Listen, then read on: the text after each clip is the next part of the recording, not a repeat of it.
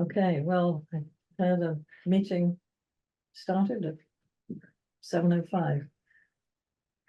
And first thing, apart from saying hello, welcome to all you people, is who is going to take the minutes tonight?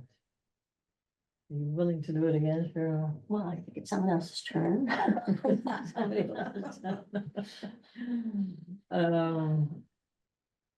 Well, that means somebody online or Brad, but I think Brad does Uh, enough.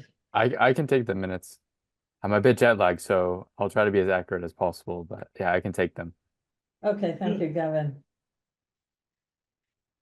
Okay, so the first order of business is to approve the minutes of the last two meetings, meeting on April the 2nd, and on May the 7th. So has anybody noticed any problems with those? Anybody read them? I read them and I wrote Okay. one. I saw a couple of things. You're talking about- The April 2nd meeting, under the director's update, it said a written update attached. Oh, That's said not that too. attached to the Right, meeting minutes, but it was included in the meeting agenda, so I think if we just say it was included in the meeting agenda, that will be enough. that should be standard practice, because we probably get that wrong. I took those minutes, I can, You can change fix it. them. Okay, I think I said the same thing in mine. okay, and then, And in fact, well, so there, the agenda is always posted, so I guess if it's, in the agenda, we don't have to redo it. I think so, that was my conclusion. I noticed there was instead of a were, which annoyed me, but under the green comes to a recap, almost all of the 123 people who signed up were from Concord. Okay, All is, anyway, and the other thing was, I thought for clarity, for the new L3 charges should be at Rideout Park, okay, just for clarity. do you wanna give me that, and I will make Yes, those I can changes? give you, I can give you that. Um, So. Do I have a Yes. motion that the minutes, as amended should be approved? Just the first one? Or Just, both? just the first one. yeah, So moved? All those in favor? everybody in favor? Okay, all right, Okay, that's that done. Yeah. The May the 7th minutes, I noticed a couple of things. Brad's name wasn't included in the list of didn't notice that. attendees, and you definitely were there. Sorry, Brad. okay, and there Bob was something, Shatton's name was misspelled, it's SHATTEN. SHATTAN. ATTEN, yes, it's if you Right. took the minutes, perhaps you'd like to. and Catherine, who was attending remotely, We still her have name reads an S at the end. Hopkins. Yes. Hopkins, Yeah. yes. And- Okay, So do you Thank have you. that marked on and is there? that a K or a C? It's KATHRYN. Okay, so that was misspelled. Those are the things on. Hard to read when they're reading off the Zoom. Yes, yeah, I mean, it's definitely. Yeah. And then the director's update, it says Yeah, I saw written that. update attached. There Yeah, we're was gonna no, remove that there was again, yeah. no update. I just either in the assume we always agenda or attached the it since minutes. we've discussed it. That's typically what, it's fine. Right. That was it. So, Okay. do you want, Yes, please, thank you. I can't read Okay. it on this. so, a motion to I'll approve, make a motion to you approve make a those, motion to approve, Second. all right. Seconded, approving the May minutes, all those in favor, all right, yes, okay. Good. So moved. Um, Okay, so the next item on the agenda is to select dates for the next meeting. So is the first Tuesdays best for everybody? And I think it isn't for you. For anybody who, Yeah. so there's new, potential committee members here online and in person. And they should also, chime in as to whether one night is better than the other. Whether evening is better than daytime, I think that's probably the case for, I think so, and there are people who work. So. Any thoughts about day of the week? I'll chime in for a second. I would say Monday is the best night for me and actually starting earlier, the earlier we start, the better. Something earlier. I like that idea. I So mean, I what- like Monday better than Tuesday myself. But, is Mhm. there anybody who, Was that a select board issue? It from- is. oh, that's someone's a select board. But you know, the first, the third, you do the second and fourth, I don't know. I just- Yeah, it's typically the first and third Mondays that the Yeah, select I board think meets. it's- Yes, but sometimes they move it, but So Uh, we could do a second Monday of the month, Second Monday of the month is one that I have a conflict on. okay, Because of mass energize. But any other Monday, like the third Monday of the month, I don't, and well, then third is we're back third you're to, conflicting with the select board, so fourth Monday, could do fourth. fourth Monday. How does that sound? sounds good. Gavin, It's hard to Paul? know. Yeah, it works for me. I think I can't really do much earlier than 6:30 would be my earliest getting back from work. 6:30 to 8:30 would be fine for me. You know. 6:30 cuts into dinner a little bit, but it really depends on your, I mean, I like Yes. 7 to 9 as well, so I'm fine not changing that. I prefer 7, but Yeah, I think I prefer seven. I don't care. You don't I care. mean, 6:30 is nice I mean- because I get up at crack of dawn, but what's a half hour? yeah. Mm, Um, Okay, so it sounds like, how's that work for Paul? No, it's okay during the summer, because I have a little more flexibility. So I don't know my schedule for the fall yet, but. Yeah. And also, I should, I actually this proposal in this week, so I should like to leave the meeting tonight around 8. So if we could talk about the vulnerability stuff early on, I would appreciate it. Forum. Sure. When we lose a quorum if Paul left, so we need to get I think so, yeah. at least one other person in or else have a short meeting. Okay, so if that screws everything up, I'll stay then, that's fine. Okay, Sorry, thank you. but life is trade-offs. Okay, so so that's cool. That was a decision. fourth Tuesday, fourth Monday at 6:30 was the decision, is that right? 6:30, yeah. Oh, no, well, I don't know about the 6:30 versus 7. I guess we can do 6:30.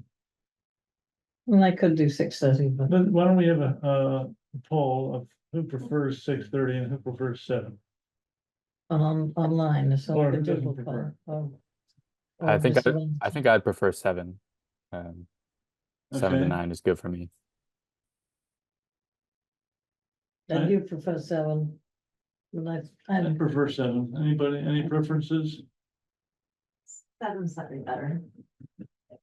Okay, okay, would that be okay, Rob? I mean, 7 to 9? Sure. I was just saying, like, if it was gonna be much earlier, like 4 or 5 would be good, but 6:30 or 7 doesn't matter.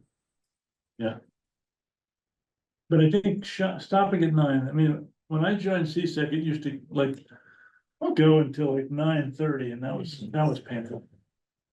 Okay, Get the agenda. So- okay, thank you. Okay, So it sounds like 7 o'clock. Yeah, so I'm just trying to see what the next date would be then. The next meeting, like, would that be effective now? So it would be the last Monday in July? Is that, unless we want to do one more in June, but I think it would be in July. Yeah, I think that makes So sense. the to last me. Monday in July would be, well, the fourth Monday in July, or sorry, fourth, yeah. would be the, 22nd. Okay, so election of new chair or co-chairs. I mean, we talked about it last time, and I agreed to chair this meeting. And Brad and I spoken since and talked about co-chairing, and I think that's a great Right. idea. So, I don't know what other people think. so I had, I like co-chairing because I like collaboration. I've never been a co-chair. But I would be willing to do that where I wouldn't be willing to chair it on my own at this point. I did that last year and I found it to be too stressful. And it was, and I think co-chairing, and there's some collaboration to happen, right? You have to not only just set an agenda, but work with people in the committee to make sure things are going well, there's not blockers, there's that stuff. Mhm. So that's why I'm proposing that. And I even put my name in to be one of two, but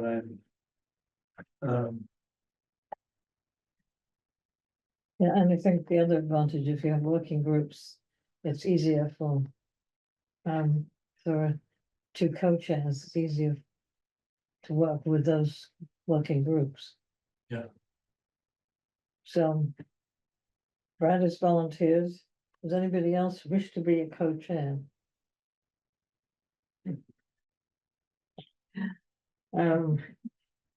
Anybody online wants to be a co-chair? But I know Gavin can't because he's going to be out of the country in 6 months. Yeah. Um, I'd be willing to, if we ever needed like a fill-in, say Brad, if you were busy 1 month and I could fill in for a month, I'd be willing to do that. Sort of a interim co-chair, I guess. yeah, so what I want to avoid is a lot of interim 1 month this and 1 month Mhm. that and stuff. So even though it's appreciated, it's a good thing. I think it doesn't like we've been doing interim clerk where one person does the minutes each month. And usually that means the minutes don't end up getting submitted to the town hall. And stuff, so we need some continuity. Okay, well, I guess I can continue as a co-chair if you all vote for us, me. Sure. and, Should- I don't mind making a change, but like if we decide in a couple of months that somebody, one of the new members or something, Mhm, wants to do it, or we can make a change. right, but if. I'm happy to do that. Stability would be good. I think so. Yeah, I agree. So for clarification, I mean, I don't know, I mean, so typically when I took the minutes, I sent to the chair, and the chair on my previous committee sent it in, or, sent it into the town. So what is the expectation when people write minutes? I mean, so I've done the minutes here, 4 times, I've never sent it in. If that's the expectation, then the person writing the minutes after getting approval can do that. I just don't think we've been clear on what the expectations are. Okay, Is that- the chair, was only ever been one chair in the past, but it's the chair's job to send the minutes into the town. So that's what I'm saying, so, Right. right, Yes, so, but we just And have to, the it's a previous chair co-chair didn't situation, get- we just have to make sure that one of us is doing it. Right. And I think we can do it. And the previous chair didn't get around to it. okay. He was I just- lazy.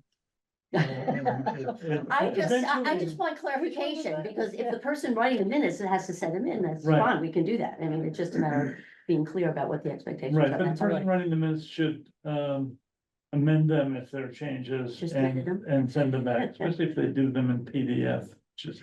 Well, the problem with not doing it is if you have, Word, I mean, it was a huge problem when we were doing, reports and everything with my fire committee. So some people use Google and some people use Word and then they don't mix. Yeah, So the only option you have to do it download it as a PDF and send it to people, then I can upload it, but I mean, that's okay, that's just unfortunately the world that we live in. right, Yes, It's. well, So, I mean, I was always making amendments to reports and all that sort of stuff, and it's well, hard. certainly the final version needs to be PDF. Yeah. To submit it to the town. Okay. right. Yeah. So that's all. Okay, so. Do we need need, to vote? do we need to vote? Yeah, exactly. I think we do need to vote this. Okay, so. Who's gonna, So I know that we moved to what is it, a co-chair setup? Yeah. And two co-chairs at this moment will be Brad and Jen Right, going forward. okay, Second, Until I second that Sunday. motion. thank you, Gavin. Okay. So all those in favor? I guess I can vote for myself. yeah, Aye. okay, All right, that's a unanimous decision. okay, that made it easy. Yes. Not- Okay. So director's report, Eric, you have. Yeah. Did you send one? But I don't. I did not There's no send one, written and, update. kind of going back to the previous conversation, yeah, I mean, I think. I've been good for quite a while about, trying to get into the agenda, prior to the agenda going out, and. It's not able to do that this time around, but I do have a report and I'm be happy to distribute it, and then however needed to. Get it on the record with the agenda or minutes or else. So maybe I could just screen share real quick Okay, and just touch on a couple points and see if there's any questions, so.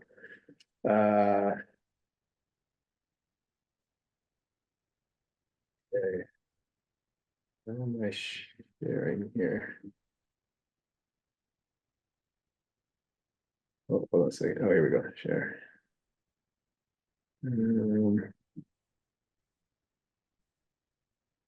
green button, Let me see if this will work. yeah. Hopefully, okay, great. So hopefully folks remote can see this. So I just want to touch on a couple of Why don't you things. blow that thing up. a little bit, Sure. like a Factor of two. Yeah, way too small. Where, It just, the bottom right corner of your Oh, there we go, word there we go, there we go, screen, got or it. of the, you can have, there's a slider. Oop, coming a little too There, much. now we're talking. All right, let That's pretty me good. minimize that. Is that a little better? Okay. Yeah, Yeah, so I just want to touch on a couple of things. I mean, this is actually kind of lengthy. But I'll just touch on a few things. So first is the Sustainability Roundtable, which is scheduled for June 25th, Tuesday, June 25th at 6:30 PM over at the library. And talked a little bit about this in the past, but the idea behind this is to create a forum to share what's happening with sustainability more broadly. One of the target audiences and anticipated participants are other town boards and committees who have a stake in sustainability and in the climate action plan. So I engage with them individually fairly frequently. And sometimes less frequently, depending on exactly who they are, but this is an opportunity to bring everybody together in one space to hear where things are with sustainability, what sort of progress have we made recently. Where are we with the plan? Where are we with our greenhouse gas inventory, which has been recently updated? Okay. So it's kind of a chance to bring everybody together into one space to hear the same message.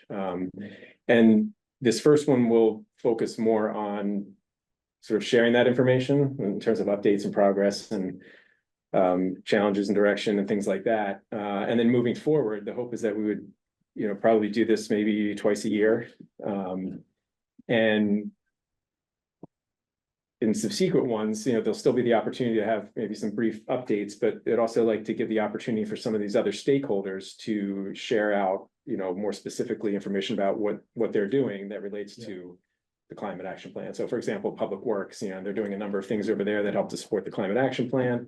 So that, they could share some input, or maybe it's the schools and they talk about, their role and expectations and trying to do things with them. So again, it's sort of a way to let all these different stakeholders be heard and share information rather than it just be much more sort of one-on-one communication and. Is it 90 minutes?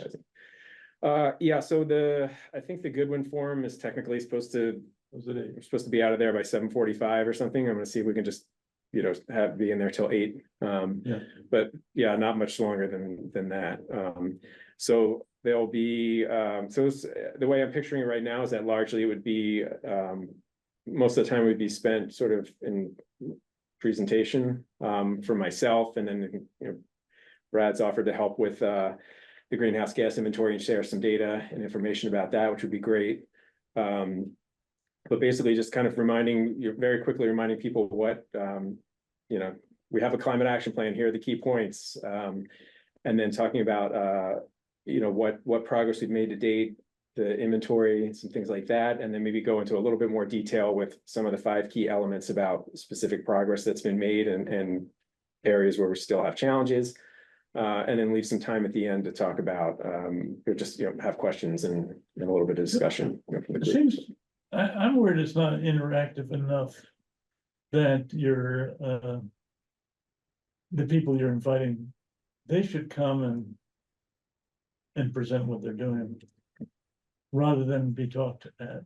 Well, Or like I said, that's what I'm that's a little concerned. Well, like I said, I think this first one is really just sort of to set the stage and share the information about and the baseline about where we are. And then moving forward, I see exactly that moving forward, they'd be much more interactive, engaging, where, it's not necessarily me standing up there, but it's other stakeholders talking about what they're doing or discussing ideas, things like that. So I was just kind of picturing this first one as maybe being a little bit more, sort of presentation heavy, just to set the stage for all the ones coming after that. Because I don't think there's going to be enough time to really get a whole lot of like background and input from all the stakeholders in this first one. And it may be that, maybe the next ones you could even make slightly longer if Right. we think there's a need to. So I mean, I appreciate what you're saying. I think, but I think if we, the intent is to set, use this as an opportunity to set the context that moving forward, these are designed to be very interactive and Right. collaborative and communication. And it's not just going to be a presentation every time about, oh, here's what we did the last 6 months for sustainability. So it'll be Right. more about, okay, what's going on with Public Works and how are they, planning, what are they doing? How are they planning to, with their capital planning and their projects, and how is that all supporting, what we have outlined in the climate action plan, or how are the schools doing Yeah. this? Yeah, I think it would be helpful to have at least one department. Give some sort of progress report, somebody who's, department's Yeah. been very active to just show. The other departments of what can be done, does that? Okay, yeah, I mean, yeah, we can talk about that. And I don't have any objection to that in terms of, in theory, like in terms of the content and the structure. My only concern is about time, and I think, maybe we can have this discussion, offline about, what do we feel we need to get across, and how does that fit with the time that we have, like for this first one? Right. And, I mean, so the desired impact is that people walk away from this meeting with some actions, some plans to do something between now and in the next period of time, whether it be around the schools, whether or the some other stuff. yeah, I think, in part, I mean, I think it's, Because that would be my the way I. yeah, I think, I mean, I guess I was seeing this first one as, taking the opportunity to, remind everybody in the room of what their connections are to the climate action plan. You know, and, Yeah. and so some, so look, for example, Public Works is probably gonna be pretty clear on how they fit with the climate action plan because they've been, pretty Right. active in trying to support that. But, they probably have less of a sense of, what the school's role is and maybe what, Right. some of the other departments are. So, so it's, I see it as a chance for, people to sort of broaden their perspectives on the plan outside of their own department or division or board or committee. And like I said, in moving forward, I want to give the platform, to these different boards and committees. I mean, to be honest, I also see it as a mechanism for accountability to some degree. Right. Because I want. But that accountability, if they say they're gonna do something. Yeah, so, I think throughout this whole, ongoing series of these, that, the intent is to have that accountability and people, providing updates about what sort of progress is being made on, their efforts and contributions Yeah. to the plan. So again, I'm happy to talk about this, in more detail. I mean, Cool. don't have like a huge amount of time to, plan it because I'm, want to start working on the, the presentation and what's included and that kind of Right. stuff. But I'm happy to have a conversation with anybody about that. I was just thinking, you might, one way to do it is you ask everybody there, I don't know how many parties have committed to it, or if the school committee has, I was curious. But to ask them to, to give a 3-minute presentation on, where they see their role. I mean, there would be a nice way to include everybody in the conversation. If they knew ahead of time that they, sort of puts them on the spot to at least, or to share with how they think they might contribute it. I don't know, Yeah, just an idea. I That think, sort of gives them an option to either brag or, yeah, I guess I was picturing this first one as sort of. no, I understand, I'm just Well, I throwing. mean, it out there. no, and I don't disagree, but I think it like from a maybe from a time perspective. I guess I was looking at it as maybe more of this first one is more of an opportunity for Right. us being me and the Climate Action Committee to sort of set that stage about what the expectations are and maybe remind the Anyway, stakeholders about what the expectations Yeah, are. I'm just, you know. I mean, I'm just a way if Yeah. people have. it's not like we're getting started here. We've been working at this for 7 years and stuff. So it's. Yeah. They don't need too much introduction. They need to be reminded. No, but there's some committees and boards that have probably had less, engagement with the plan and things like that than before. So, no, I don't want to go deep in the weeds that, and start from scratch with a historical perspective on sustainability in the town. Yeah. But, I worry about time because once you start asking That's why I said people to if you set a report limit, out, and even if it's a we're big limit, on yeah, setting limits. people just, people either get excited or they just start talking and want to share, and then, just with the venue, we're gonna be sort of Yeah. time constrained, so, but again, I'm happy to talk more about this offline individually or as a group. That makes sense. So but I'm excited about it because I think it's gonna, it's gonna be, something that's going to evolve. But I think it's a good first step to sort of have these collaborative conversations around the climate action plan and our progress with sustainability. So continue to work on the municipal building investment grade energy audits, working with facilities on that. We've had some conversations with some energy service companies and gotten some feedback from them.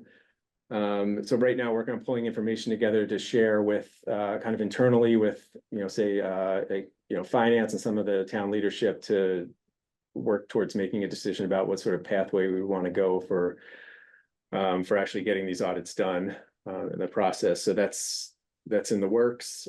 We just had a meeting this week with Honeywell, talking to them. I've also talked to Amoresco, which is another energy services company.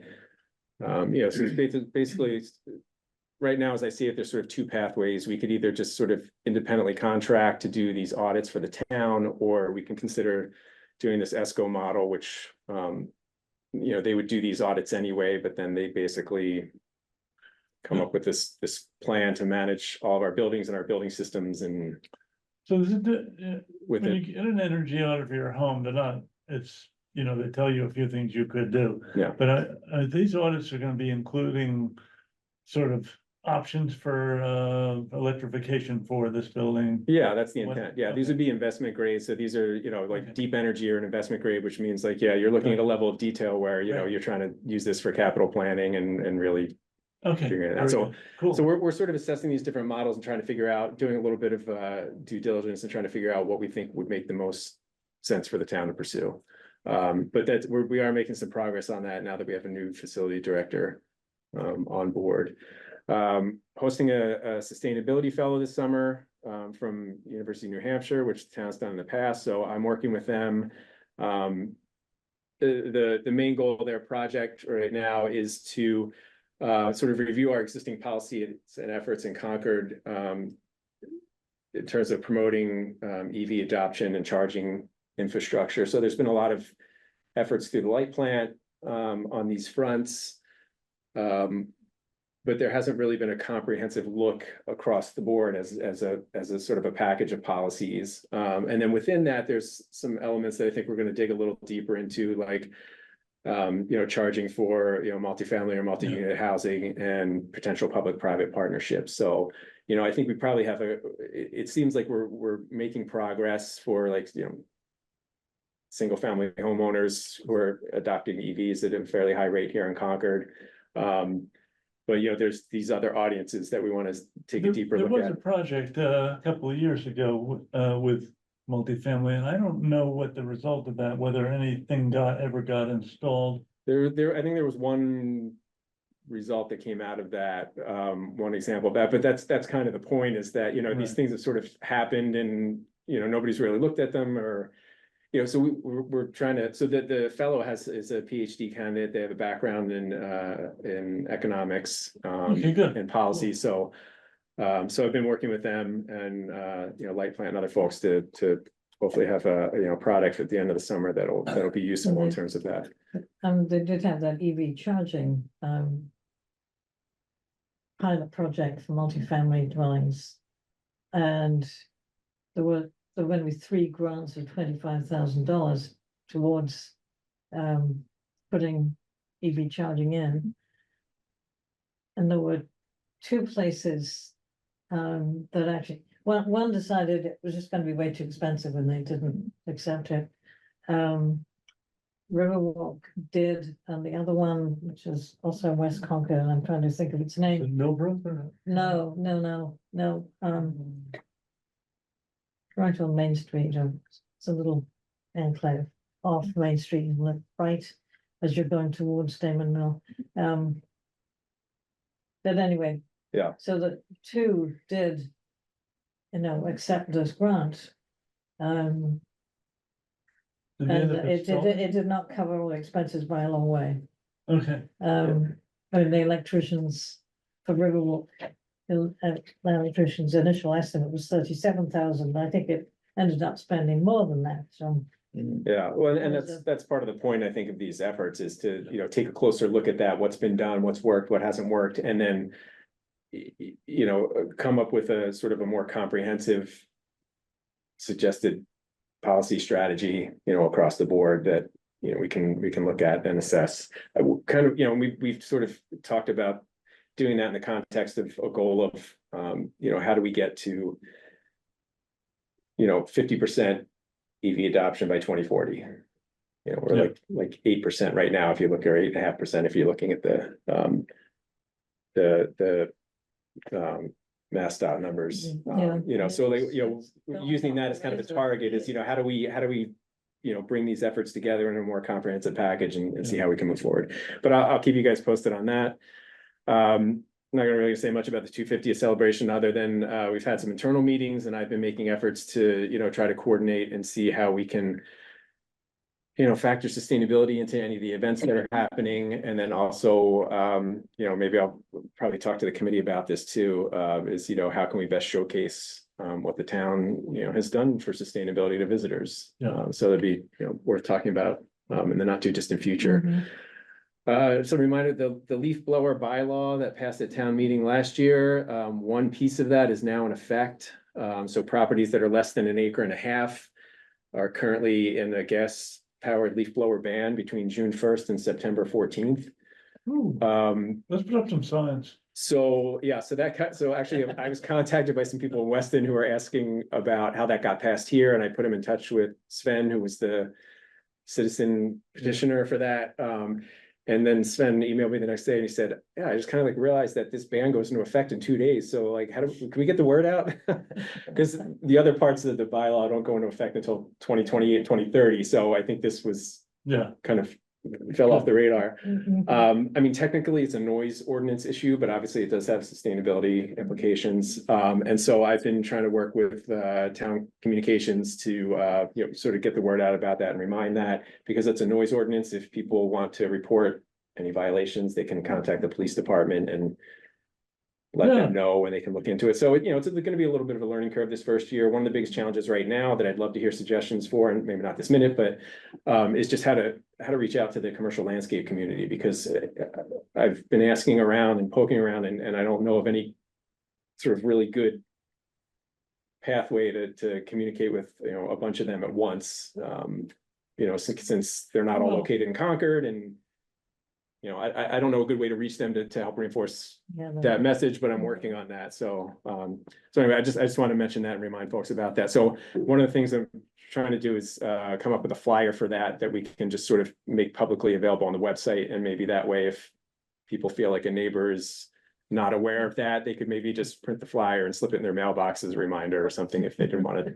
yeah, put it on social But- media. Yeah, but we'll do, we've already put it on social media and we'll do some other stuff. So just touching on grants, you can see there's kind of a long list of, grants that we've had our eye on and looking at for a while. I'm not going to go through this whole list because of time. But some things that are looking at in the more near term are Green Communities Program. There's some competitive grants opportunity coming up this fall. There's a Green Community Leaders Program, which I'm hoping to have an application in for in December to get us designated as a leaders community for that. MVP program, they don't have a specific date on that, but late 2024 is when they have the 2.0 program that we'll see if we can get started on to make us eligible for that. And then action grants, which we've talked about in the committee here for a little while. And maybe preparing for a spring 2025 action grant that could dovetail with the preparedness grant. I'm talking to a couple other local communities. DOER has what is it? EECGB. Something block grant, Yeah, those are the block grants. energy efficiency, something block grant. Yeah, And sorry, I can't remember, I'm just blanking on the name of that right now, but it's an opportunity through DOER to have some competitive grant funds. And so basically there were grants that were from the EPA related to this, there were block grants. So if you were a town that met certain criteria, which Concord did not, you automatically received a block grant. We were not eligible for that, so now they're making available these competitive grants. So within the next few days, I'll be having a conversation with Weston, Sudbury, and Wayland sustainability folks to see if we can come up with any potential ideas for maybe a collaborative proposal to submit to that. you're gonna send this to us, right? So we could look in, that's Yeah, sure. coming up right away, August. Yeah. So, yeah, I mean, Tomorrow. yeah, we can share all this. I was gonna suggest you send the whole thing to Cheryl to attach to the minutes. Yeah, absolutely. Yeah. I mean, yeah, I'll share this with the group and then we can attach it to the minutes. So I can share the whole update. A couple other things that are sort of mixed in there, which, just things that's kind of been keeping on the radar. As far as charging, continuing to look at the Mass EBIT grants for charging funding opportunities. Yeah. And some of these you need to do a little bit deeper digging because there's things I've come across and I need to kind of confirm that these programs are still active or have upcoming opportunities still attached to them. One thing I'll mention is the last one on this list, which was, Public Works just sent this to me yesterday, asking if there's any chance I might be able to help look at this or get a proposal on for this. It's the Massachusetts EEA Energy and Environmental Affairs. They have a Cool Corridors tree planting program, where towns can pursue funding, for tree planting. Quick glance at it might be tricky because part of the evaluation is on whether you have environmental justice communities, which we do not, which is a continuing challenge for us for a lot of these things. And I think tend to be looking at more urban type settings. But you know, we'll take a closer look and see if that's something we can pursue. I think you can pursue up to $150,000 for tree planting activities. So I also have a call tomorrow with one of the 250 subcommittees about the planting 250 trees and trying to sort of get up to date. We with need what's been going on. 600,000 trees. Yeah. The 250 trees is not Yeah. worth, So nice thing to have. and then just more broadly with all these grant efforts is, you know, working internally, there's been some of us working in town on, you know, trying to come up with sort of a strategic approach for tackling grants, not just for sustainability, but across the board. And maybe potentially developing a work group around that, just for the sake of efficiency. And then things like rebates and incentives that come back to the town. One of the things I want to explore is having a dedicated sustainability fund where maybe some of those funds could go into that. They could then be used to support, you know, sustainability efforts and committee efforts. So I'll see what's going on with that. Outreach, just, you know, been meeting with the communications manager for the town on, so I'm working on updating the sustainability web pages, sort of reinvigorating social media. I've had some glitches with that, that will hopefully be ironed out, maybe even as quickly as tomorrow. And then just looking more broadly at regular community outreach. So, you know, the idea of doing maybe like a quarterly piece in the Bridge or reviving the quarterly sustainability newsletter as part of that, but overall just working on improving outreach. And then I think that's all I'm going to touch on. I know I probably ran over time here, sorry, with some of these updates, but I did meet with the Middlesex school the other week, in sort of my continuing efforts to meet with some of the other schools. And I just want to mention they're planning a green summit next spring to talk about sustainability on their campus. And I think they want to invite like some of the other regional schools to also talk about that. So they talked about having some speakers and potentially having the town involved and things like that. So, and then the electrical vehicle showcase that CMLP is working on right now, it looks like it's going to be September 14th. So I'll keep you posted on that. There should be some more details coming up about that. So anyway, I'll stop there because I'm sure Thank you. I've run over, and I'll be happy to share this with everybody. Okay, so as far as recruiting new climate action committee members, Brad has really taken the lead, so I'm gonna leave it to you to talk about that. Well, Excuse me, sorry, can I just go back and ask Eric a question? Sorry to interrupt. Eric, I just want to ask, is there any follow-up on the electric school bus grant program? Like I know the rebate just came back from the EPA and Acton won electric school bus rebate. Just wanted to flag that because I know sometimes we don't fall into the bucket of environmental justice community, so we don't win these rebates. So have you heard anything from the Acton sustainability director on that? No, I haven't heard from Acton about that. You know, I think it continues to be a conversation with the schools and needing to make sure that the schools are on board with pursuing that. Yeah. It's not something I can pursue independently. So I mean, Yeah, I of course. really make them aware of the opportunities. You know, in the spirit of encouraging pursuing that. But a lot of that's going to come back to the school administration and school committee about whether they're willing to support any action on that or any sort of budget commitment to that. Cool. Yeah. So, but it is on the radar. Yeah. Yeah, I'll follow up later about that continuous project. And I know as well for the 250th, this might be for the transportation committee, but it has some climate. I know that there is projected to be a lot of visitors in the town, and assuming some of them will take hopefully the commuter rail. I know Concord doesn't have an accessibility ramp at all in the town at the station for the Concord station. So I wonder who do you think would be the best person to sort of reach out to in your discussions with the 250 committee about maybe think about how to do work on that, something like that. Honestly, I haven't really been engaged in the 250 committee. Okay. I mean, yeah, well, I can go into more about that offline. Sure. But I would say probably my immediate reaction would probably be Public Works, but I'm happy to talk to you more about that offline and Okay. make sure that's the right group to talk to.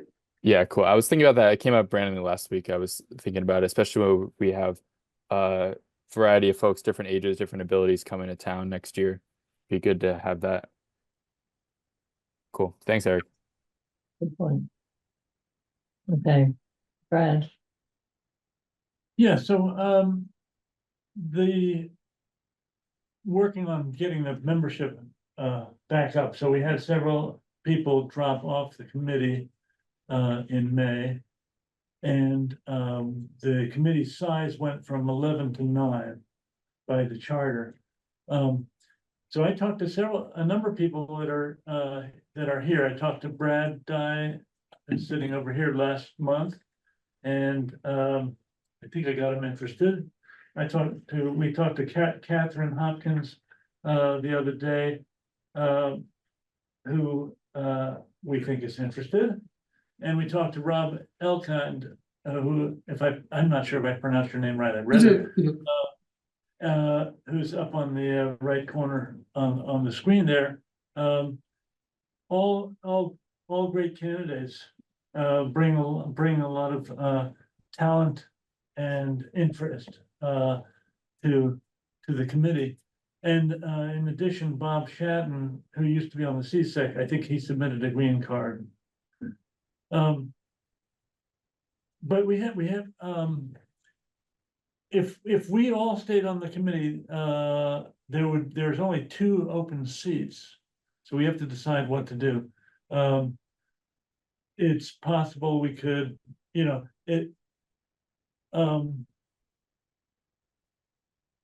certainly we can just pick 2 or have, decide who joins. Maybe we get, one other person to retire from the committee or something. I don't know. well, Gavin is. Gavin will be leaving it mid-year. Yeah, in Um, January, I'll be stepping off the committee. Now, I think we should involve as many people as want to get involved in projects. I mean, And, I'll jump in for a second if you don't mind. I could be like a ghost member until the other member retires and just sort of be more of an observer, so maybe that won't affect the official count. sure, I think that's perfect. And what I was gonna say is, whether or not you're a voting member, you see, we vote to approve the minutes. We have lots of really weighty votes here. I think more than 9 people can participate in the committee. And if they're interested in being involved in projects, they can get involved in projects. If we do, we still have to obey we kind of have to obey open meeting law, follow that,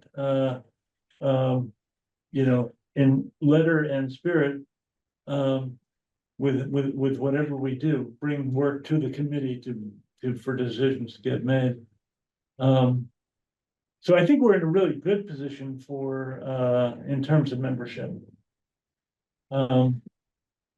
And we just have to follow through. And so did you get a green card in, Brad? Yeah. Brad did, Rob did. I think I did. You did, yeah, I saw it. Okay. Okay. I don't know, it goes into the ether and you don't know. So the next thing to do is for us to make a recommendation to the town manager and copy the select board. Yeah, thank you. And the town manager will say, okay, fine, and move them forward. Do we recommend all 3? Is that, Well, I mean, Your And is charter that- says 9 members, well, unless you want and to then, change your and charter, then, that's another discussion. But that's Um, also a discussion. And I'd be happy to be a non-vote, I mean, I guess the question I have is, I was in California for 25 years and I know how certain public meetings work there. And if you're non-voting member, what that means. I don't know how that works here. I mean, can you be a full participant in conversation and just not vote? Or is it really more of an observer role? No, you could be, in my view, we run differently than some other committees. Yeah. I think you can be a full participation and sit at the table and, you could even take minutes. You could do, get involved in, efforts. Mhm. Like analyzing gases or, communicating with residents or things like that. That's ideal. So, I think we should talk to Jerry. I'm not sure where he's at on the committee. So you think you might, I don't know. But I think we should. I think we should recommend that, make a recommendation that, that Catherine and Brad. Be put forward, okay, and then, Bob, I think will be helping us out, but he's often pretty busy. mhm, And, but encourage anybody else. I was originally thinking I'd love to have a couple of students involved. Maybe talk to them. We could still get students involved in the fall. It's maybe a little too late, for the summer. That would be good for just, better collaboration with the schools and maybe some community events or something. How does that sound as a plan? If you guys are okay with that. And then we need to give Rob, some interesting stuff to do to keep him on the hook. It's not a good way to keep them on the hook, is telling them, put them on the hook. Always interested in doing the vertical wind turbines. But Rob's gonna be working on vertical wind turbines over on, no, I think there's a lot of stuff to do, and I hope we get to talk through most of the rest of the meeting on potential projects. Ideas for potential projects, reset a little bit and, figure out what are all of the things that people are interested in doing and willing to sign up for, or at least, express interest in. right. Well, the next thing on the agenda is the metrics analysis report. Have you got that report? Or I did you haven't just done skip that? anything more other than I did, I reached out to Eric and Courtney about the last little numbers on the report. We need to finalize a couple of numbers. They're not gonna really change anything. I did update the analysis to use the version 4.2. Yeah, I had reached out to them too, And, and they probably gave me the same answer, because yeah, I'd reached out to them and they said, oh yeah, Brad reached out to us too. right. So we both reached out, and yeah, so But So- didn't get an answer. yeah, And I offered to beta test their, it sounded like they were like, in a few months, gonna make a more major update. yeah, I said, we could beta test it by just comparing our results with the 4.2 and Mhm. that'll be a bit of work, not that much work. So I do want to tie that up for the roundtable, yeah. and So I had another request to DPW. They're trying to see if there's any other numbers they can get us, but they don't have access to any numbers for private trash service for waste. okay, There's no numbers. I think I even checked with health. so Earlier on that. they have access for number of residents, right? So if you have number of residents on the municipal and the total number of residences, you kind of know how many private haulers Yeah, there so, are, and you can, yeah, so they're trying to see if they can fill in any of those last gaps for us. right, So. Yeah, so I'm communicating with them. I told them that we have the event coming up and we'd like to see if we can get those numbers as Right. quickly as we can. So I'll hang on them, another day or two to see if they were able to Okay. find out anything for me. it's a small enough, it's a small enough thing, it's not gonna, Yeah. it's not gonna make any difference. I just don't wanna say, oh yeah, some of the numbers were from several years ago, but most of them Yeah, if we aren't. can get them, we'll get them, sure. Wouldn't that number be offset by anybody doing the compost? I mean, I know it's not a large number, but it's something to. Certainly in my household. Can you say I'm that only one again? person. I would think that whatever their numbers are, it would be offset by if somebody's doing composting, from through private, like, what is it? Through Black Earth. Black Earth. I mean, because my trash is almost nothing, so, Yeah, I mean, so I would just think that number and the Well, more. I mean, we people know- involved in that, We know how many, I think there's about 500 Yeah. curbside Concord accounts for Black Earth. Like, I don't know what you can tell from I don't, that alone, but that doesn't feed into the analysis, Yeah, I don't- unfortunately. I don't think it Um, did. it wouldn't, But I would think But it if, would. if people are, I guess if you know how many residents there are, let's say there's 3,500 municipal accounts. And you know how many tons they picked up, in a year. I think you have to make the assumption that the people who have non-municipal haulers kind of use the same amount of trash. Yeah, And, that's gonna be accurate enough since the number Yeah, is small. I'm just sort of Yeah. thinking Yeah. of the long-term goal would be to have people doing Right. composting. but the, I mean, I still know it's small numbers. I know it's Right. peanuts. I'm not, but the fact it's that going- that Black Earth comes around with a truck, is, spewing greenhouse gases in order to pick up the compost, so. Yeah. I'm not sure how that Well, works into the equation. it Yeah. doesn't work into the equation. We're gonna ignore that. Okay, Um, Yeah, so doing this analysis is a worthwhile thing. I think we should do the full analysis every, like, 2 years. Rather than more, it gets you into the numbers and you start to see. Start to think about how individual numbers, how can you affect the numbers and make them smaller? So. I don't have more to report than that. okay, discussion of projects for coming year. Green home tours that I was away for in March, so I'm not very familiar with how well they, Yeah. I mean, I know they So- work well, but I don't, I reported on that last month. I mean, Let's Yeah. decide on how we go through these. okay, So, I kind of listed about 10 things, one of which is called other ideas. Like the wind turbines. And one of them I listed as organizing public events. That includes green home tours or the EV showcase. Or other things we could do. And.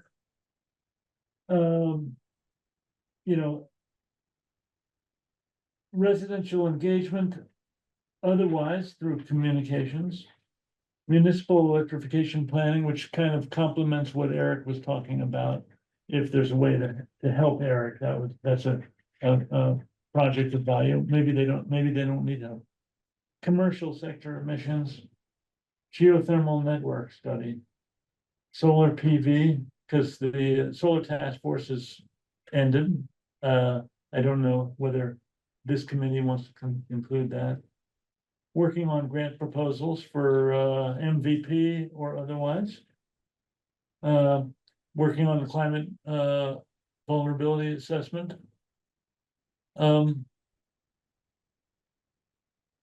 Potentially a policy, but policy working group thinking about what we can do for policy. And then I said other ideas. And then,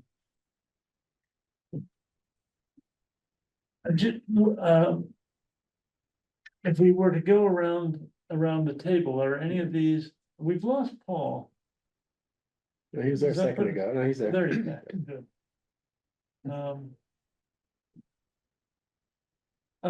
I guess for any of these, we should decide, what do we actually want to accomplish? What would be the goals of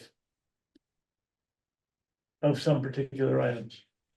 What do we want to accomplish? And put a name or two on each. Or figure out which of these we should get started with. Now, how should we go through it? Good question. Well, I think there are ones that are relatively obvious and easy that we will participate in. Setting up the green energy home tours has the advantage of, letting people see what other people have done in their houses and inspiring them, hopefully, to do that, because home energy is such an important part of Right, reducing greenhouse gas emissions. So, I think that should be at top of the list, right, and, and just showing up to help the CMLP with the electric vehicle showcase is right. a given. So, So both of those complement CMLP well, and they are interested in doing the green home tours again, mhm, to my knowledge. So I do think that should be one of them. right, And I think it would be, well- it would be great to, sorry to interrupt. I think it would be great to do a green home tour with warmer weather, because we did the last ones where it was a bit chilly. So to see it function, the heat pumps functioning as the AC system as well could be good for people to see. I guess in September. And Yeah, the um, temperature is warmer, you can't do it in August because too many people away. I like that idea of September. well, I'm not sure that Jan is gonna like the idea, but I'm thinking it might be too close to the EV event. so maybe we should reach out to them and just put it, not us just decide on a date, but one that works for them. So I'm happy to communicate with her since I did the greenhouse tours and see what she recommends. okay. That says Cheryl's name is on that, Sneezy, sneezy. yeah. And we still, still have the form that we used, we have, We have some The names of playbook. people who already so did that's it a good last one. time. I want to do it this time. Now, in the past, we've done, other public events, we've done, the Sustainable Landscaping Fair in the spring, we wouldn't have to decide on it now, but we could do another, a different public event in the spring if we decided. Yeah, people after that sustainable landscaping fair, people said, you're gonna do it next year, you're gonna, it was so good, blah, blah, blah. And that, we did this in 2019, so it's 5 years, 5 years, Or- it'll be 6 years. it'll be by 6 years. 2025 still. There's a lot of work to do, but it was worth doing. Yeah, What did it involve? We had all sorts of different entities that are involved in sustainable landscaping coming to, tabling, basically. It was, yeah, Trying to get people to do away with lawns essentially. I mean, I'm looking for. the right, big there's, term. we had things on composting, we had things about, wastewater, we had things, we had the Native Plant Trust come, we had Drumlin Farm. We had, there were all sorts of different environmental groups that came, willing to table, so. in a way, it was a little similar to the Cooler Concord Climate Fair. Slightly, it was some of the same sorts of people that came to that fair. I'm not sure you were there, though. You were away that weekend. You missed a good one. In terms of Getting people to attend. some groups, but there were more businesses as well. If you wanted to find, if you wanted to talk to, there were 5 different vendors or something Yeah. offered services for sustainable, landscaping, stuff like that. Yeah, we had the electric, I don't remember its name, the Eco company in Concord that uses electric lawnmowers, and Yeah. it's, Eco Quiet, Eco Quiet, exactly. Yeah. They Okay. were there, and we had, we did have some landscaping people there who did, Yeah. did sustainable landscaping as opposed to what I call mow and blow. right, What's nice about the green home tours is we actually get CMLP tells us that they got so many people who come in and, inquired, and so you get some sort of. I don't know about accountability, but some sort of measure of the success. I'm just Right. curious whether these people might like seeing this stuff. It'd be interesting if we could find a way to. See if anybody actually really changed their law process and all that. So what you're saying is really important. To have events without follow-up is often, it's not, almost not worth having them. Yeah. Of course, they do good things. People learn and they see their neighbors doing things. The thing about the green home tours is there is follow-up. The Yeah. coaches know how many heat pumps are getting installed, or at least how many coaching sessions, and they know something about what the impact is. But yeah. Yeah, and one of the things that's not on this big, long list is kind of developing resources for people. Like writing about heat pump dryers and why you might want them. Rob told us about, he's got a heat pump clothes dryer. It's the first one I know in town. Who's the mothers out front? She had one. She said it was Right. terrible. Well, okay, They're slow. I mean, I actually had one when I lived in Charlestown, believe it or not. It's slow, but you That could you was a close bit it more in, than a do decade something ago. else. Yeah, Well, I don't You know. know. I'm just telling you that was, I mean, Right. she talked about it and she said it could have been because they used too small, because they didn't have a basement, and she talked about what the right. possibilities were. I'm just saying that, so she also has. Well, I picked that as a random thing, but so helping, residents, one of the things this committee can do is help people figure that out, navigate these, we're not gonna, CMLP teaches people about heat pumps and stuff like that, but we could be, helping with helping residents with other stuff. Like that. And certainly CSEC did a lot of that in the past. And I think one thing that I think might be helpful is trying to think of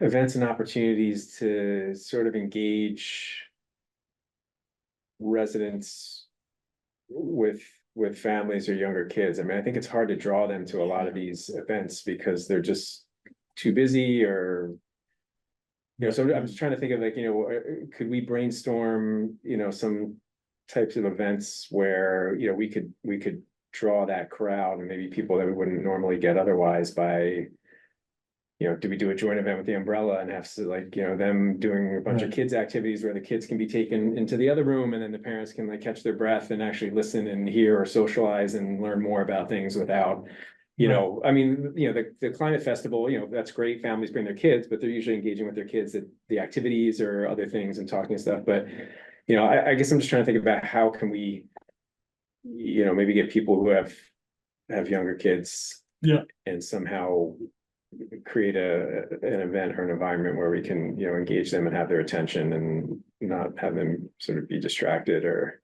feeling like they have to pay attention to something else, which isn't an easy thing to do for people with younger kids. Right, well, So, but anyway, I'm just throwing that out there. We don't have to solve it now, but just, Grace was talking about, they did something at the library with recyclables or something with kids. yeah. So I So mean, it that could be way have something library, like could that, be and then umbrella, or the just, adults yeah, can, maybe somewhere where there's again, the kids can go into a separate room and, have fun, maybe do some climate-based or sustainable activities or something fun, but then have, the parents in a separate space where they can have a right, conversation and and learn a little like something. collaborating with the library is a really good one, because, And they, it was high school students again too. Grace and her high school classmates and the green committee, or whatever, did that.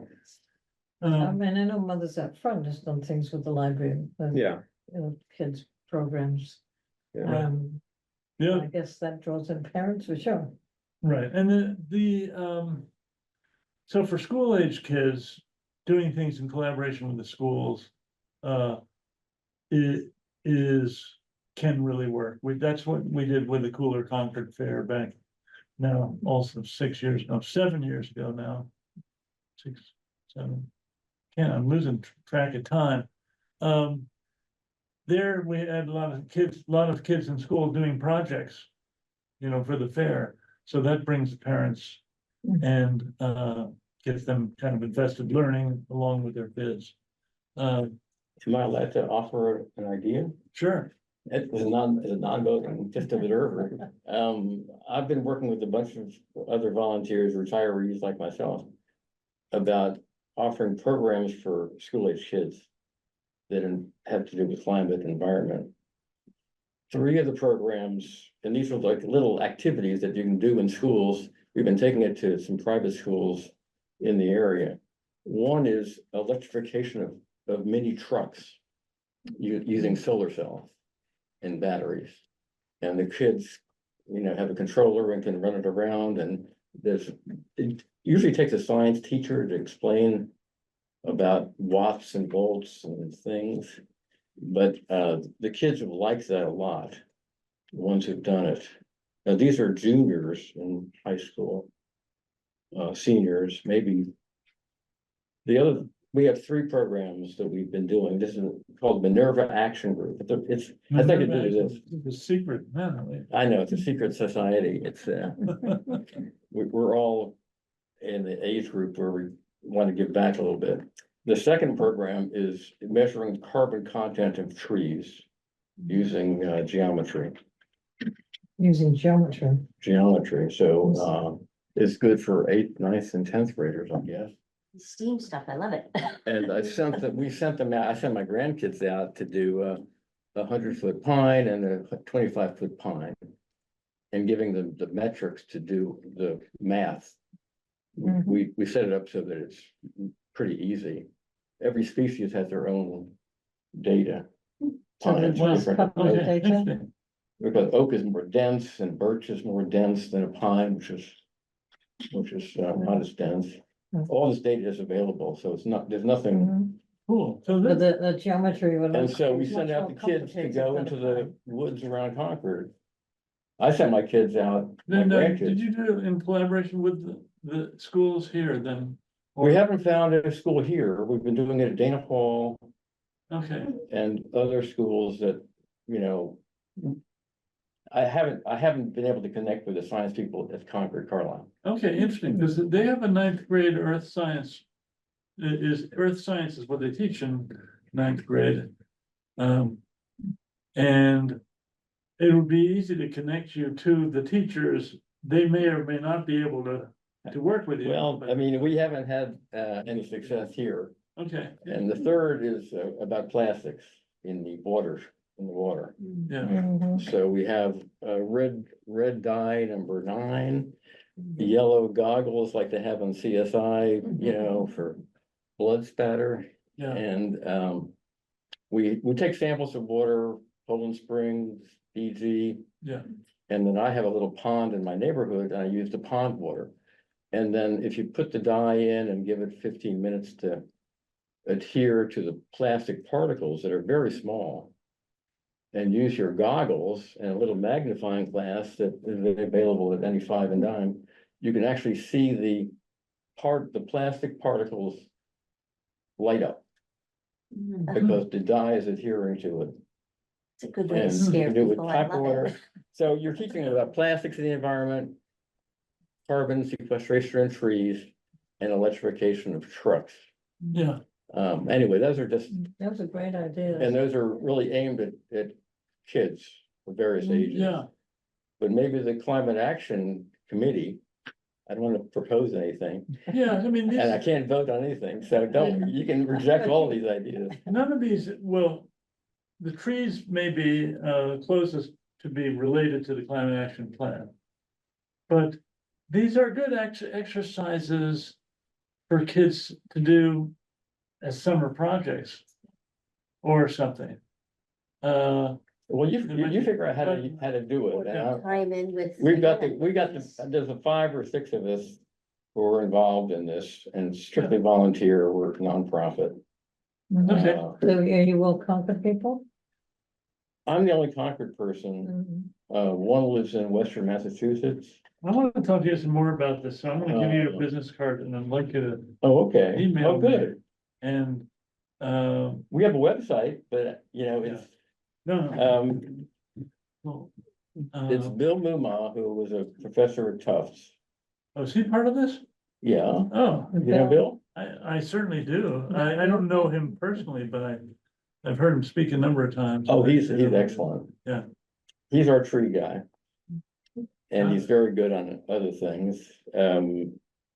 Gil Rogers, Bob West, myself, and Okay, 2 people from out of state, actually. oh, cool. And These are the kind of activities that we certainly could engage in with Right, here to, But why not to allow have the the climate parents action to- committee sort of kind of run a little workshop if you want for Yeah. kids? Go to the library. Now, I don't Yeah. have the truck, okay, but the other guy has the truck. right.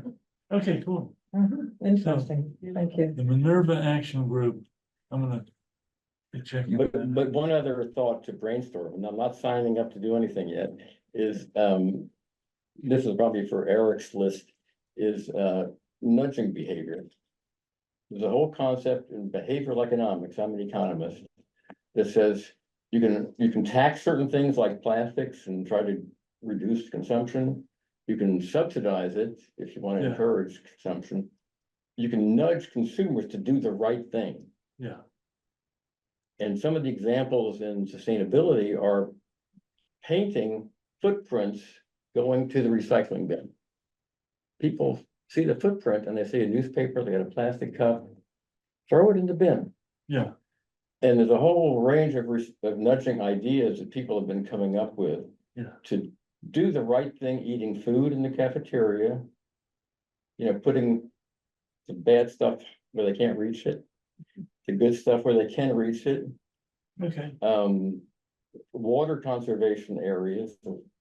Energy, now we're doing some of the nudging for energy yeah, by telling us, you know, you're using 95% more energy than your neighbor.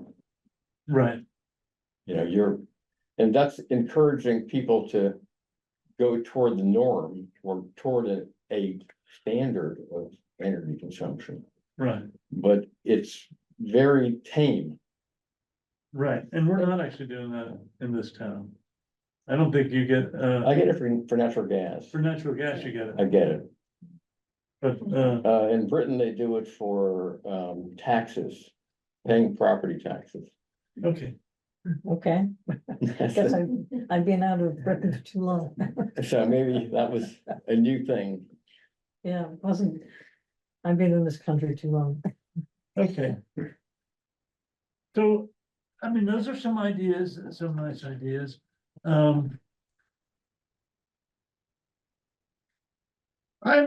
So I spoke about it last month, trying to get a working together, group together to talk about the geothermal network stuff, which is, they just started.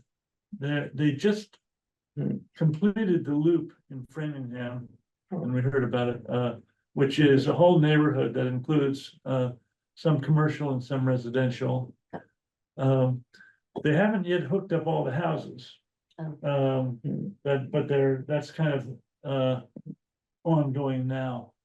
And I see this as a really important thing because this could be a real change in a few years that we could take advantage of in parts of town. And get a lot of people off of fossil fuels and also save them a lot of money. But that Absolutely. remains to be seen.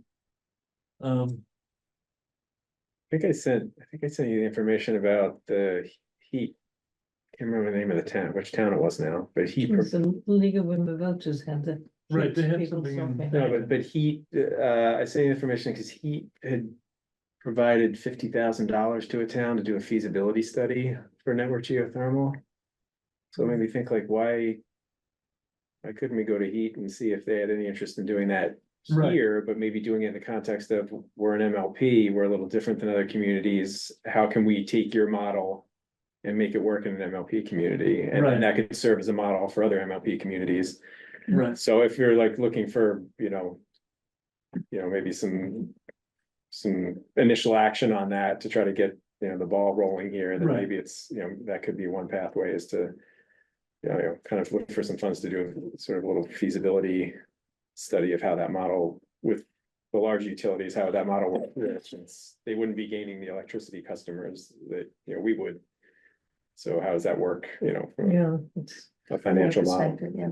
So anyway, just throwing that out there. I mean, Yeah. the only, if the gas company would have to repair the pipes, which are leaking. That might be a model when replacing them with water-filled pipes for the network geothermal might make sense. Yeah. When they're gonna have to put in some money. Something that should be dying. I guess if we were to do this, I would want to, make some goals, about, convening, more or less a working group, probably even a subcommittee that meets and is, published, meets once a month. And, tries to, produce a report for the town, in a, I don't know, by next spring or something, on directions to go. Seems that need people with engineering expertise to Well, participate to do this.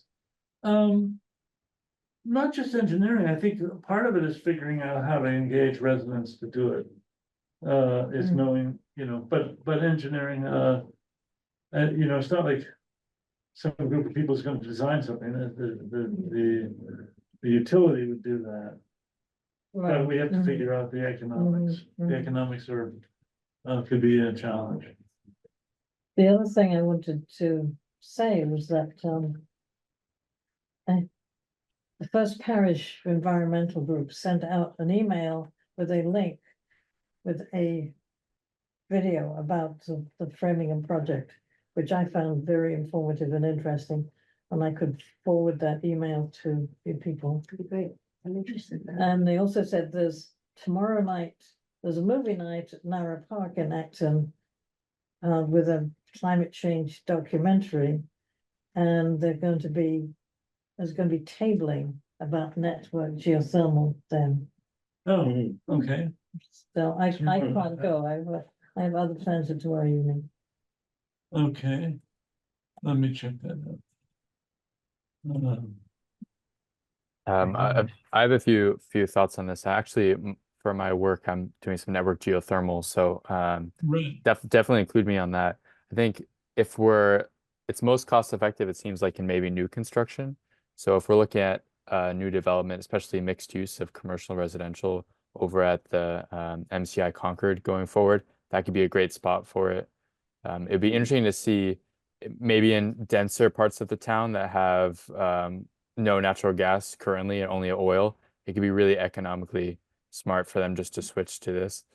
A challenge with it is sort of like a new utility, so it's not gas or it's not electric. So maybe would CMLP do it? Do they have the bandwidth or the capacity to be able to even start a geothermal network project like this?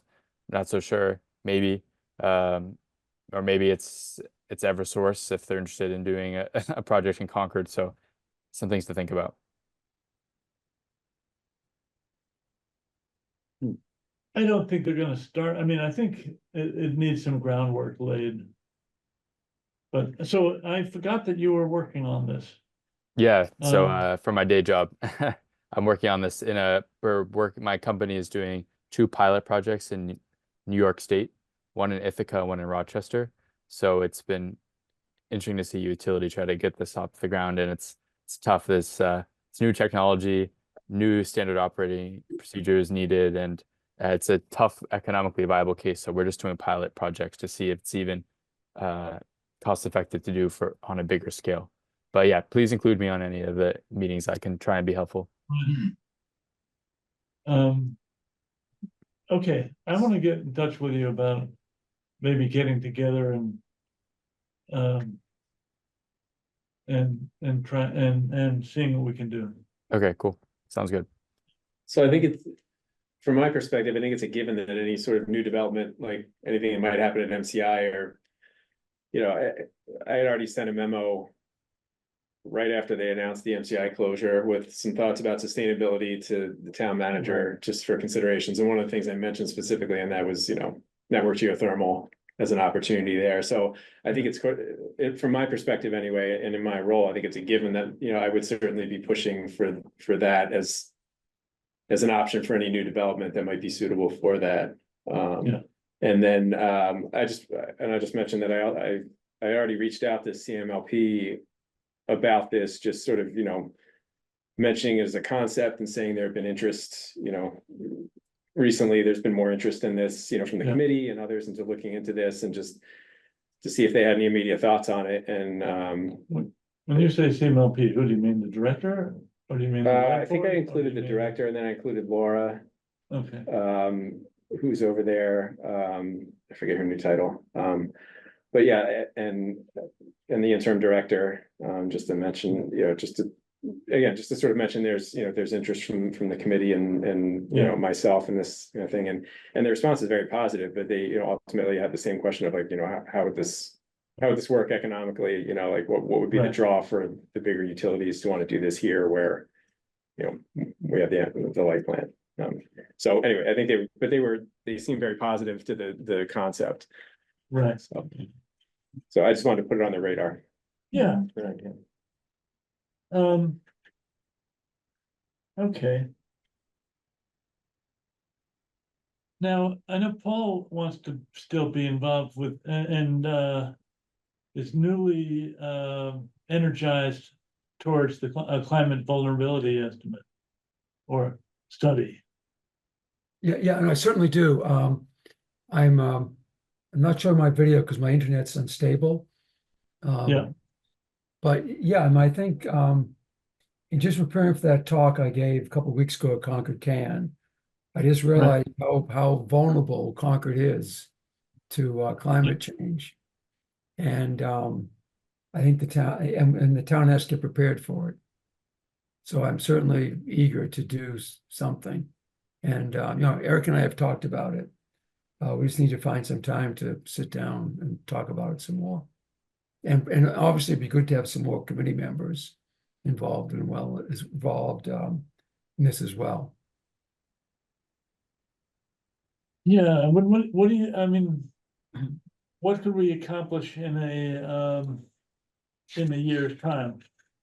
I guess. Get a proposal to get funded by either grant or town meeting or something. I guess.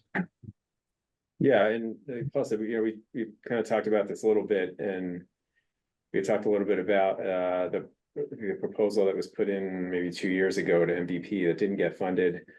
And kind of revisiting that, I think that was looking more at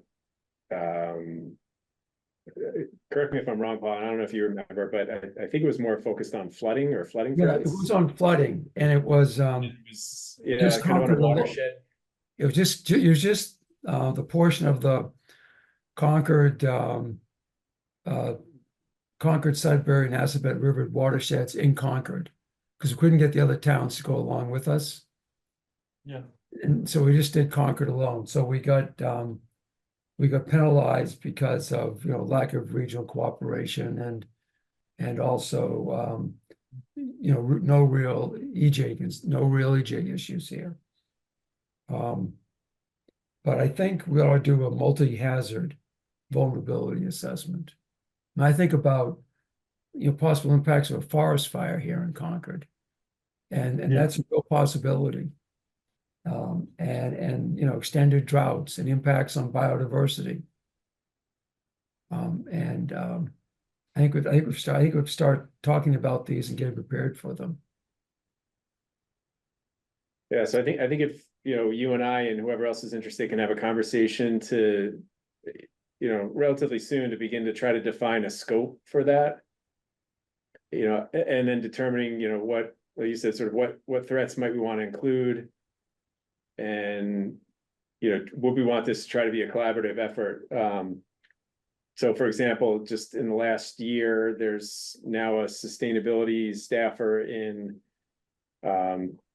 Sudbury, there's one in Carlisle now. So, you know, I think if we're interested in trying to get participation from other towns in something collaborative, there might be a little bit more attention. And I've already talked to some of them about this concept, and they, you know, they've certainly seemed interested. So there could be a maybe a better shot at doing something more collaborative this time around. Okay, why don't we try that? I mean, the more towns we can bring in, the stronger our proposal. And if they don't want to go in with us, we'll just, you know, go it alone. And if we're, if we can't get funds from the state, the town may have to consider funding this themselves. But I think it's a worthy investment given the possible consequences. Yeah, and whatever we're thinking, you know, I think we're thinking of this in terms of, from a grant perspective, the MVP program. And, you know, I think anything that we're thinking of for this, I'd like to also consider in terms of the MVP 2.0 process that we have to go through, is just focuses on social resilience and how can we sort of piggyback maybe these two efforts to reinforce each other. Because I think that might help in terms of making a case for funding. No, I agree. We have to be creative in this. And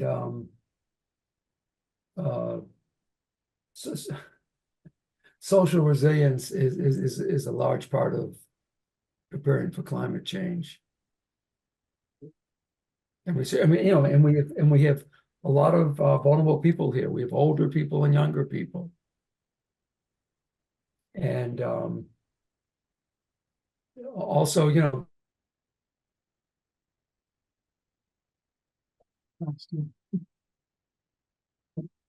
Well, I'll follow up with Paul. Yeah. To set up a meeting, and we'll talk about this more. And if there's interest from anybody in that who wants to be part of those conversations, just let me know or Paul know, and we can certainly include you. Yeah, Thank so you very say more much. Say more about the social resilience and what you gotta do for the MVP 2.0. You've said it before, but Yeah, so it's a process that, you know, any town who wants to, you know, be involved with the MVP program and be eligible for action grants needs to go through this process. It's sort of the second iteration of the program in some ways. Like the first iteration focused more on technical, like Right. resilience from a technical perspective, you know, probably more infrastructure and, you know, things Right. like that. And I think the program came to realize that there was really no social element to that, and realizing the importance Right. of social resilience to all resilience in general and climate change. So the 2.0 process is designed to build social resilience within your community. And that can take a number of different forms, but Right. it's a 2-year process that you go through where you sort of work with a contractor to, you know, set up meetings and community engagement, involve stakeholders and get a lot of stakeholders together to sort of, that's assuming you get the grant. yeah, well, I think it's, So first, well, it's not, so you don't get money up front. So I think you apply to start the process. And it's a Okay. 2-year process, and if you go through that process successfully and you're checking the benchmarks as you go and checking the boxes, then you're eligible for $50,000 at the end to do a pilot project. okay, So, but you still have to go through that process to get to that point. right. And so I want us to go through that process so that we are eligible for other funds and eligible for that 50,000. And just, you know, because I think it's important to build the social resilience, you know, Right. here too, as part of that process. So my hope is to, they did the first pilot cohort. I think was the end of last year. And I think they sort of hit some stumbling blocks, and they were gonna have the second cohort start this spring, and then now they've pushed it to later in the year, I think, to maybe address some of those challenges. Yeah. But my hope is that, you know, that we would get on board for the second cohort and go through that process. But, you know, I see as we're going through that process and thinking about social resilience, I like to see how that can feed into, you know, an action grant. Like how could we Right, complement the two of those, you know, going through that process? That's So it could be also- anything from like community gardens right. to, you know, the agriculture community with resilience to, you know, things to, I'm just wondering whether a committee member can join with you and help out with that. yeah, And whether anybody here wants to, you know, because there's a lot you can do, but we have to get around to doing it. Yeah. There's a deadline, isn't there? yeah. So if anybody, you know, if that sounds interesting to anybody, I can send the link out. So the MVP 2.0, they have a very sort of detailed process outlined on their website. So if anybody's interested, I could direct you to that and you could look at that and sort of see what's involved in it. Is there an economic dimension to the happy to learn social more. as well? Because we have so many people who work in Boston or in Charlestown or Somerville and who live here. Yeah. Is there an economic dimension to the resilience? Because if just flooding in Boston, And- Yeah, I don't recall seeing that much. I'd have to look at it again. I mean, it's we're an not interesting. Exactly. Yeah, it's an interesting perspective. I think it's. My impression from what I remember seeing about is that, you know, they're looking at social resilience in terms of sort of, you know, building community and network. You know, sort of resources for, you know, that build community and network Right, throughout the community. So, you know, in the event of.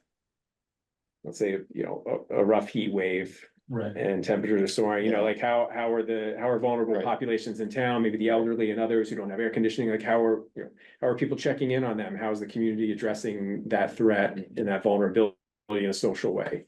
In the way of a social context. So you know, but yeah, there might be economic components that I'm not aware of or haven't thought about. So there's Mass Energize was involved with this project called Accelerating Climate Resilience, and it's taking place in Wayland, where you live, and in Natick, and I think one other town, and it's working with seniors. Yeah. Mhm. On, and that might be along the lines of what's needed, right? Yeah, so that's one example, yeah, of building up, you know, the community network to support, you know, seniors in the face of climate change and vulnerabilities as a population that's vulnerable. You know, maybe they're socially isolated, Right. you know, maybe they're, like I said, they don't have air conditioning in a heat wave, or maybe there's a big storm event and they need to be, you know, checked on and, you know, so yeah, that's one example, you know, like another example is community gardens, like, you know, how do you build up community gardens is, you know, a network and food resource and things like that. So then there's any number of examples, and obviously we need to, you know, sort of propose a focus for here in Concord based on our Okay. population, but yeah, if anybody's interested, let me know, because that's something. Yeah, send me whatever you have. Okay.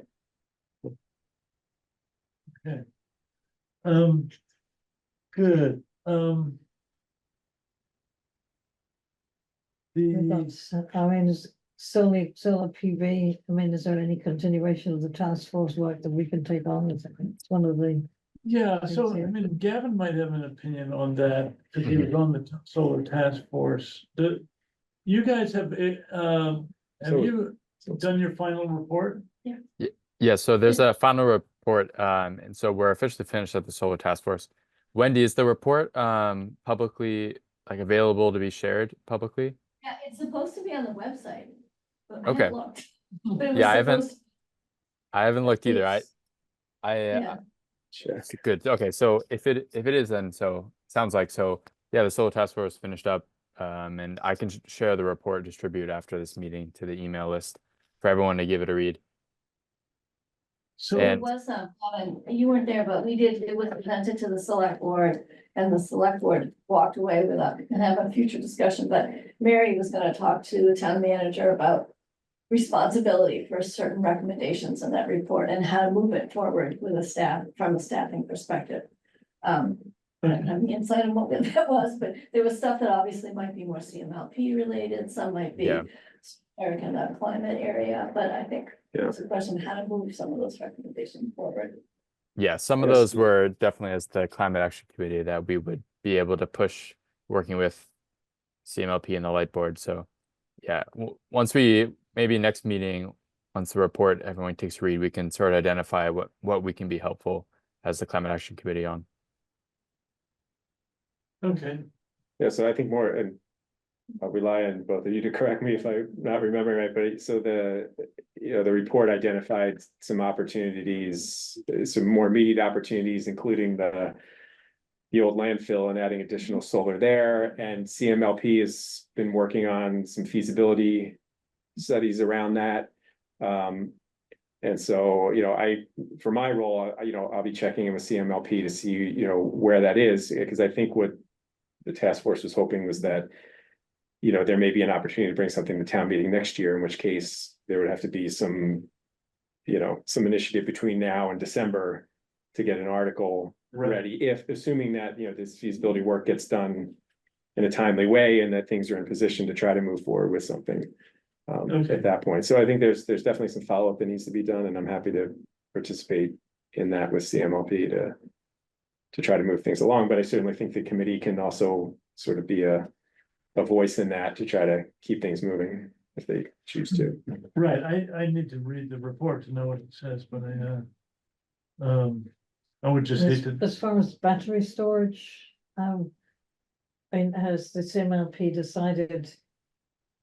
I think they decided on the location, but have they decided how it's going, who is going to install it? Is it going to be with a contractor? I mean, what's the status there? Do you know? I don't know. I don't know if that's been decided yet. Is it tomorrow? Is there a board there's a meeting? meeting There's a CMLP board meeting tomorrow, which I'm planning to attend, so I'll let you know if I hear anything specific about that, but I can also follow up with the director and others over there to just sort of get a check-in on where things stand with that. okay. I mean, I just, if someone needs to push us forward towards a town meeting article next year, that, if we can help with that, that would be good. That's certainly, I mean, CMLP could do the whole job, and maybe they're maybe they want to. In the past, I mean, I think that task force formed because they didn't sense that CMLP really had enough incentive to push forward with more arrays. Wasn't happening.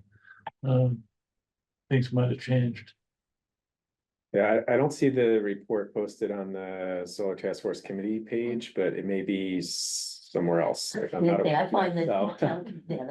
So- So we'll find out where it is or make sure that we can. Work on. Yeah, I have a copy. I can send it out right after this meeting. Okay. Yeah, we've got So what, so 30 minutes. we didn't talk about each and everything, but what interests, some of the new people? What, Brad, what interests you in generally? Generally.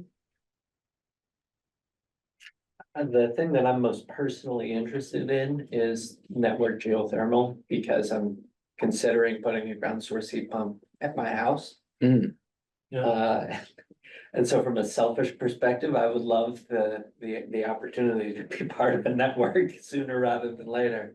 Yeah. So that's something that's been on my mind for a long time. But that being said, I really feel like until I'm on the committee probably for some time, I feel very much a blank slate and don't necessarily want to advocate for a place to be and rather Okay. go where I'm told.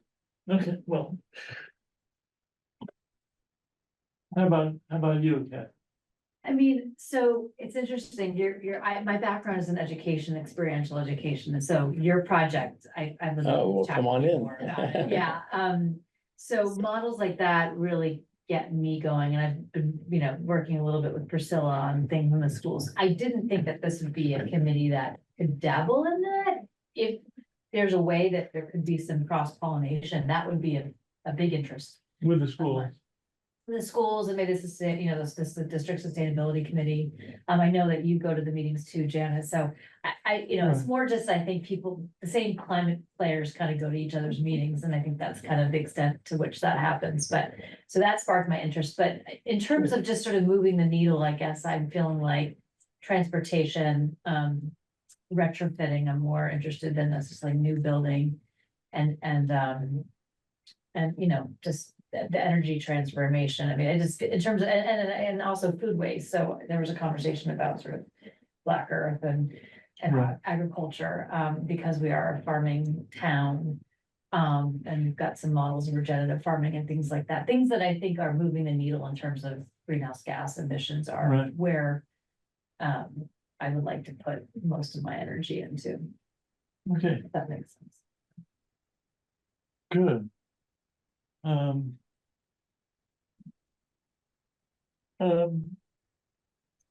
Yeah, and I would say as well for the potential new members, yeah, as a committee, we're charged with implementing the climate action and resilience plan from 2020. So if you haven't taken a look at that, it's a good read.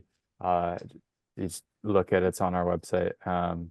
Maybe not ours, but it's on the sustainability website. And then yeah, I think the two biggest emission sources are buildings, heating and cooling, and transportation. So if you have focus on that, that's where we can really do some good work around both policy and then community engagement like we're doing. So glad to hear excitement about that. But I do think that the more we get engaged, especially with the schools, since the school committees, it has been a reluctant partner in many ways, it seems. Yeah. That if we get more and more families and students actively engaged, that's a Right. form of pushing, and then it also ties in with Eric's sort of desire to create a system where the young kids get, you know, sort of interested in something, and then the parents can have the time to be more educated about what they can do. So, I mean, I do think, even though it seems a little tangential, I think that there's ways of getting it, the bigger picture told better. right, As a non-member and as just an observer, yeah, my interests are largely education and research and probably metrics, because I'm sort of a quantitative guy. yeah, So, you know, how we measure the greenhouse gas emissions in Concord and how we try to manipulate that downward. okay, How we educate young people. As I think the old people are like me, or we're past hope. So I'd like to focus on people who might be around a long time, longer than me, yeah, to make sure that we achieve those goals. And then, of course, research along those lines. okay, I do have one little project, I'll just throw it out, is we're trying to, I mentioned trees yeah, and measuring it on specific trees. We're now engaged with my Minerva Action Group Yeah. in measuring forests on public land. Using AI and drones. It's very early, you know, we're just paying for it ourselves. We're not looking for money from Concord or anybody, yeah, but to see if that actually works. So just to throw it out that you have an interest in that. Yeah, and I know that there's companies out there that do that, you know, just to sort of Well, I'm gonna measure carbon. measuring carbon, Yeah. yeah, they do that, I mean, for carbon markets and credits and things like that, I mean, but they're looking at the Amazon or other. We're just places. doing it for research. But I think that's super cool if you could do that for. Well, because that's part of the inventory of greenhouse gases in Concord, is trees on your public land. Unless it I'm- is, it's not defined as part of the. I know it's emissions not, inventory. but it really is, because it's Um, such a sink. It is such an important Yeah. sink, and it's a resource that you It need to is. manage. That's just my opinion. Well, But the if you other- don't manage it, and don't measure it, it doesn't right, no, I count. think that's, interesting. It doesn't count. Accountants rule the Yeah. world. The other thing is, you know, how agriculture is performed. I mean, if you plow the fields, there's a lot of carbon that's released. Get me going on that. If you do Right. no plow, agriculture. I'll tell you. It's those, enriches the soil, et cetera, et cetera.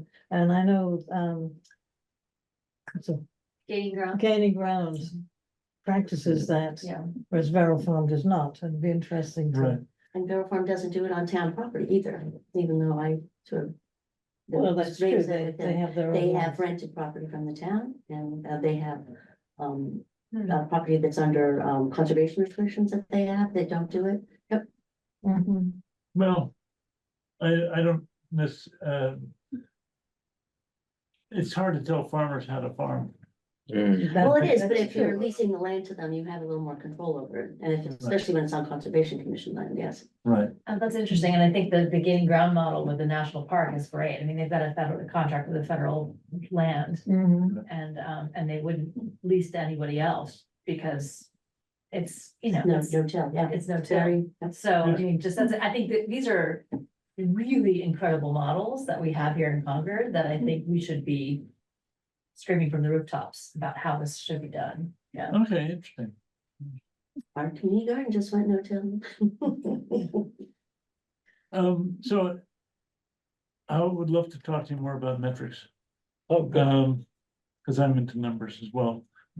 You mentioned updating the website, the Sustainable Concord website, with some of our later numbers, I assume. Yes, yeah, there's a lot that needs to be updated. A lot There's needs to text be and updated. numbers So and that's everything. also a project. Yeah. And, is Kim Lundgren gonna be involved with that, or are we've kind of? No, that's just the dashboard part of the website. Right, okay, And we're sort of responsible for maintaining that as well. okay, We can track with them to support the back end, but the content itself, okay, we populate. So that needs to be updated too. right, And now that we start to have, some new numbers, we can, start plugging those in. And I think that would be good. yeah, I mean, there really needs to be an overhaul on a lot of the sustainability pages. This would be in a lot a of good ways. thing also for new committee members to maybe help out with, just in the sense of going through, is the messaging clear enough? Yeah. Are what are the latest numbers? We Mhm. want to know them, stuff like that. So, No, we've got Yeah. 5 minutes. we I didn't mean, hear, there's one person we on didn't hear Zoom more who from- has not spoken. Don't know whether you right, want to make a public comment, Lois? well, we didn't hear from Rob, who Oh, we we met didn't with hear. Oh, that's yesterday, true. We didn't about hear from Rob. I'm sorry. what he's heard that was interesting Well, to him. to me, there's a couple things that I have an interest in that may or may not be stuff that you guys do. One is sort of dealing with the Hanscom stuff, and I don't know how much of that you guys are involved with in terms of working with them and trying to maybe limit their impact. I'd like to see I know CMLP is going to do that battery thing, but I think I mentioned I'd like to see them integrate in with home battery users so that they can take advantage of the people that are and give some benefit to people that are using those and put them on the grid. And then, like I said, anything else that I can help out with if there's something that is of interest to the group. And You're speaking my language, Paul, sorry, Rob, on some of the home battery stuff. So I like to hear that. yeah, no, I've been looking into it. I just I'm reluctant to pull the trigger, and I realized that if you're not in CMLP Mass Save, you can basically hook it up to National Grid. They give you money back every month. Yeah.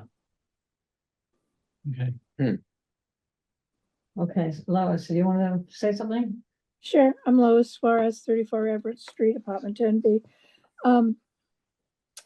Tonight, the Pollinator Health Advisory Committee had a mess up in our link, so I decided I'd come over and say hello. And I learned a lot from you already. And one of the things that really caught my attention is the tree planting.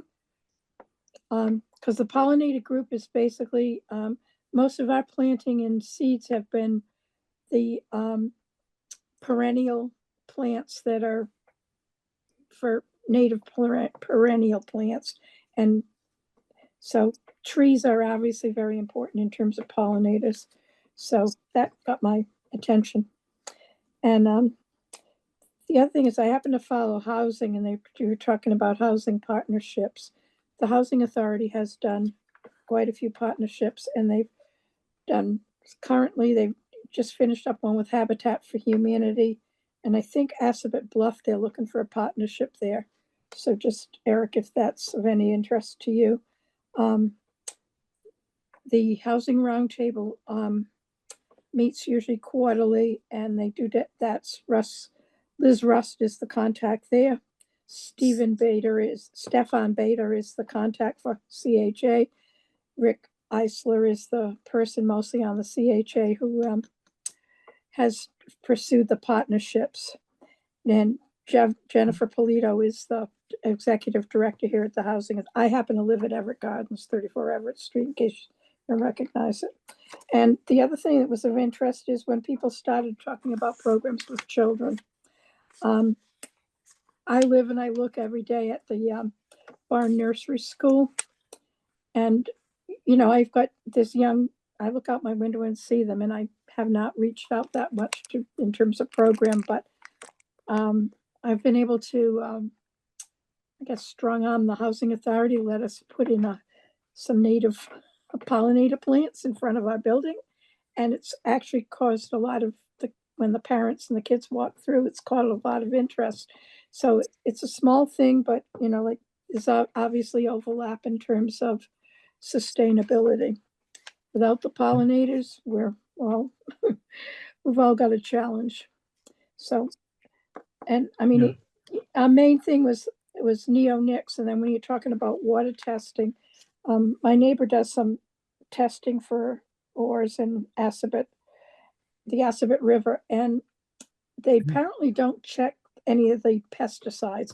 I mean, we all have like little different pieces of it, but it's part of the same thing. And I also follow the ag people, and they do, a lot of them have switched to doing no-till, just to, you know, let you know that. So that's just my quick thing. And I think that the pollinator people, I mean, I just happened in on you guys. I mean, it wasn't planned because our link was gone. It does seem like there'd be some overlap to communicate with one another and get some things perhaps, you know, working together, the trees especially. So that's my thoughts for tonight, and thank you very much. I'm very fascinated with how many things you cover. Hey Lois, I'm a beekeeper, by the way, in case you have any pollinator questions. Okay, that'd be great. And the other thing, I'm basically, the focus they've got us on is the native bees, but the regular bees, the honeybees, are fascinating too. Yeah, and I in fact, I was just asking about the bees. Some arrived this spring, and now they're going. I don't see them, and they usually always come back in the fall. But where are they in the middle? And I think some of that's the trees. So thanks. Okay, well, it's 9 You're o'clock. at Rob. It's time to adjourn. So do we need a motion to adjourn? No, we I don't. think so. No motion. All right. Well, Thanks, everyone. everybody.